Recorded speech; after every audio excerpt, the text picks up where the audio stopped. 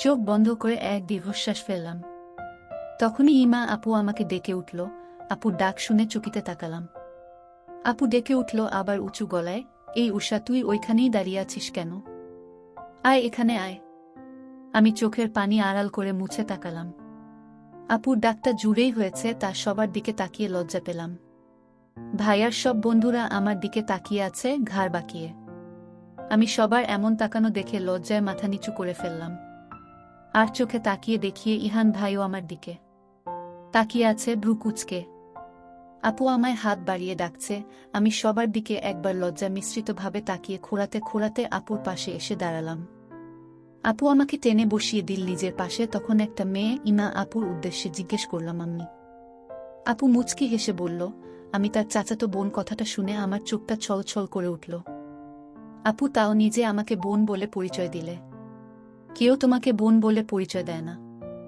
আপু বসেছে ভাইয়ের পাশেই। তারপর আমি তো সবার দিকে তাকিয়ে ভাইয়ের দিকে তাকালাম, দেখি ভাই আমার দিকে তাকিয়ে আছে। আমি হকচকিয়ে চোখ সরিয়ে নিলাম। ভাইয়ের একটা বন্ধু বলে উঠল, ইহান ভাইয়া কি গান বলতে বলল? ভাই নাকি অনেক সুন্দর গান গাইতে পারে। বিদেশে থাকতে নাকি তাদের গান রেকর্ড করে অনেকবার পাঠিয়েছে। তো এখন নাকি গান গেয়ে শোনাতে হবে, কিন্তু এখন ভাই রাজি হচ্ছে না। সবাই অনেক বলার পর জোরাজুরিতে ভাইয়া রাজি হয়ে গেল। ভাই একটা হিন্দি গান গাইল। আমি আগে কখনো ভাইয়ের গান শুনিনি, আজকে প্রথম শুনলাম। কি অপূর্ব কণ্ঠ ভাইয়ার! মুগ্ধ হয়ে ভাইয়ের পান শুনছিলাম, গালে হাত দিয়ে ঘাড় বাঁকিয়ে ভাইয়ের মুখের দিকে তাকিয়েছিলাম। পুরোটা সময় খুব সুন্দর করে গান গাইল ভাইয়া। এতক্ষণের খারাপ লাগাটা নিমিষেই দূর হয়ে গেল ভাইয়ার কণ্ঠে গান শুনে। কিন্তু হিন্দি গানের আগামাথা কিছুই বুঝলাম না। বাংলা হলে ভালো হতো, সেটা তো আর বলতে পারি না, কিন্তু হিন্দি গান ও শুনতে ভালো লেগেছে। গান গাওয়া শেষ করে ভাইয়া আমার দিকে তাকালো। আমি গালে হাতে দিয়ে তাকিয়েছিলাম সেটা দেখে। ভাইয়া ঠোঁট বাঁকা হাসি ফুটিয়ে তুলল। ইমার ফোন বাজতেই ফোন নিয়ে আমাদের মাঝখান থেকে উঠে গেল। আমি আর ভাইয়ার মাঝে এখন আপুর জায়গা ফাঁকা। আমি চুপ করে বসে আছি আর সবার দিকে তাকাচ্ছি। সবাই কত শত কথা বলছে, ভাইয়ার গানের প্রশংসা করছে। ভাইয়ার সবার সাথে কথা বলছে অনেক। আপু কথা বলতে বলতে আবার এলো আর উল্টো কাজ করল, আমাকে তার জায়গায় ঠেলে আমার জায়গায় বসে পড়ল। ফোনে কথা বলছে এখনও। আপুর ধাক্কায় আমি ইহান ভাইয়ার ডান হাতের বাহুর সাথে ধাক্কা খেলাম, সাথে আমার বাম হাত গিয়ে পড়ল ভাইয়ার কুলের উপর। ইহান ছোটবেলার একটা কথা বলে হাসছিল, সেটা হলো ওর ফ্রেন্ড নাহিদ ছোটবেলায় একটা মেয়ের উপর ক্রাশ খেয়েছিল, আর দুর্ভাগ্যবশত সেই মেয়েটা এসে ইহানকে প্রপোজ করেছিল।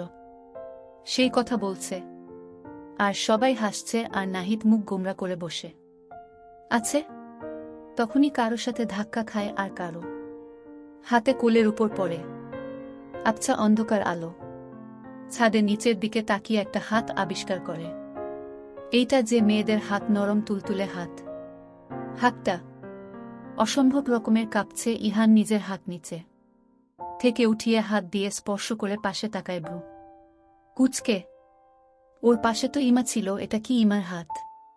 পাশে তাকিয়ে ঝটকা খায়, তাড়াতাড়ি হাত ছেড়ে দেয়। আমি বসে ওর পাশে। আমি হাত ছাড়া পেয়ে তাড়াতাড়ি হাত গুটিয়ে একটু সরে বসি। ইহান ভাই আমার দিকে কেমন করে যেন তাকিয়ে আছে। আমি মৃদু সরে আসতে করে ভাইয়াকে বলি, সরি ভাইয়া, আসলে ইমা এমনভাবে ধাক্কা দিল, আমি তাল সামলাতে পারিনি। ভাই আমার দিকে তাকিয়েছিল, ইটস ওকে বলে আবার গল্পে মেতে উঠল।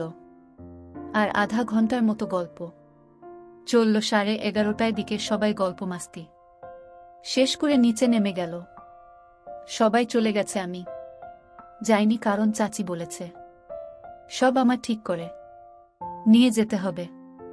ইমা আপু 5 মিনিটের জন্য আমার পাশে এসে বসেছিল, আবার ফোন নিয়ে নিচে নেমে গেছে। ইহান ভাইয়া বন্ধুদের সাথে চলে গেছে। ইহান নিচে এসে বন্ধুদের থেকে বিদায় দেয়। তারপর নিজের রুমে এসে ঠাস করে শুয়ে পড়ে। ক্লান্ত লাগছে।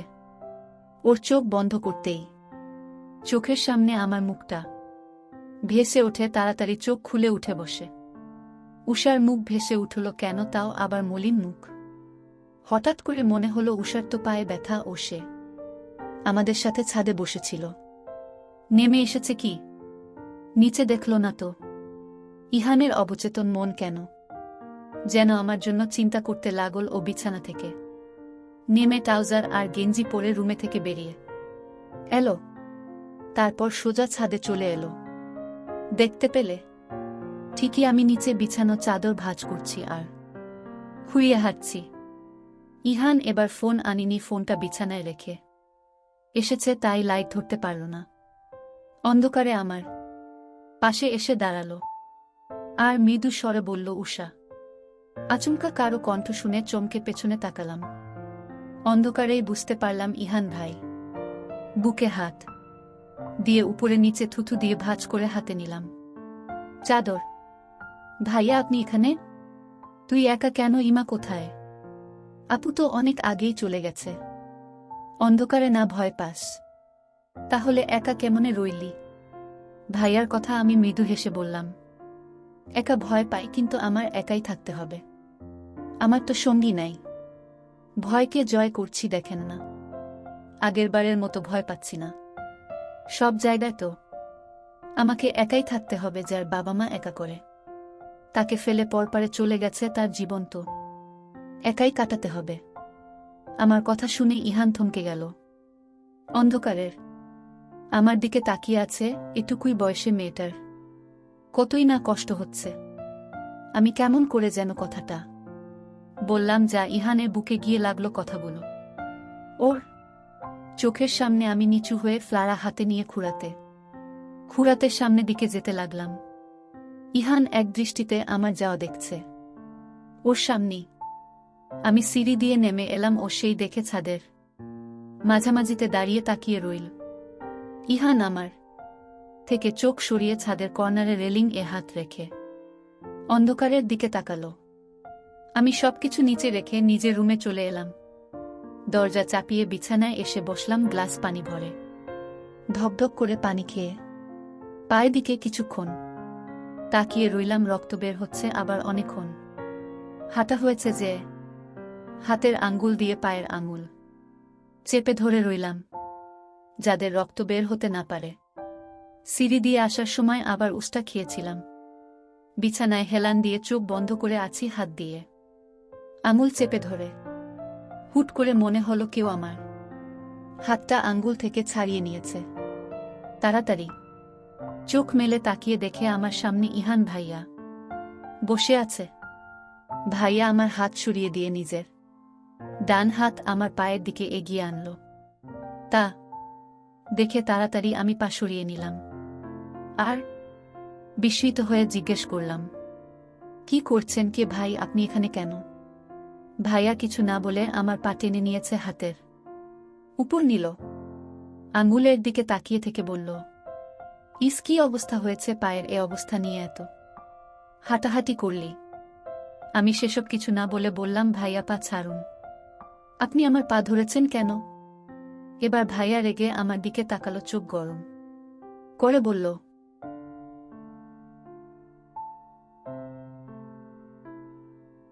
চুপ, একটাও কথা শুনতে চায় না আমাকে আমার কাজ করতে দে। ভাইয়ার ধমক শুনে আমি কথা অফ করে দিলাম।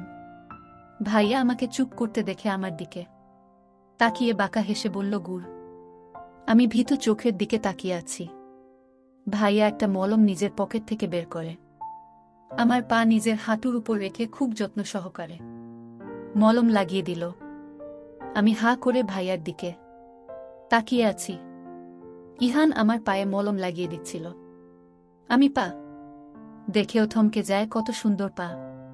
মলম লাগানো শেষ করে আমার দিকে তাকানোর সময় হুট করে আমার পায়ের উপরের দিকে চোখ যায়, অনেকটা উপরে উঠে গেছে। ছেলোয়ার আমার ফর্সা পা দেখা যাচ্ছে।